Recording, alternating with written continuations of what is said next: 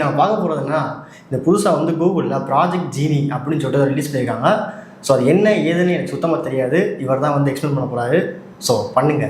அப்படின்னா என்ன ஃபஸ்ட்டு என்னது ப்ராஜெக்ட் ஜீனி? அதாவது 2 நாளுக்கு முன்னாடி என்னன்னா கூகுளோட பெரிய ப்ராஜெக்ட் தான் ப்ராஜெக்ட் ஜீனி. இந்த ப்ராஜெக்ட் ஜீனியோட ஒரு டெமோ வீடியோ லான்ச் பண்ணியிருந்தாங்க. ப்ளஸ் வந்து இது யூசருக்கு கொடுக்குற மாதிரி கொடுத்துருந்தாங்க. இது வந்து என்னன்னா ஒரு சிமுலேஷன் கேம் ஜென்ரேட் பண்ணுற ஒரு ப்ராஜெக்ட். இப்போ நீங்கள் ஏஐ ரெடி பண்ண வீடியோ பார்த்துருப்பீங்க, ஃபோட்டோ பார்த்துருப்பீங்க, கேம் பார்த்துருக்கீங்களா? கேம்னா எப்படி? இப்போ நம்ம உலகத்தை நம்மளே உருவாக்கிக்கலாம் ப்ராம்ப்ட் மூலியமா. ஆமாம்.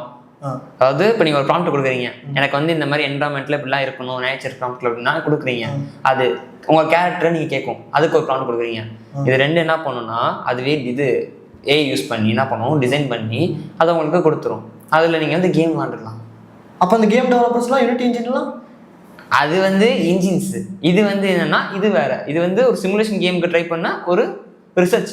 மக்களே பாருங்க, ஃபர்ஸ்ட் வந்து இந்த விஎஃப்எக்ஸ் எடிட்டரை ஃபர்ஸ்ட் ரீப்ளேஸ் பண்ணிக்கிட்டாங்க, இந்த VO3 இந்த சோரான்னு சொல்லிட்டு.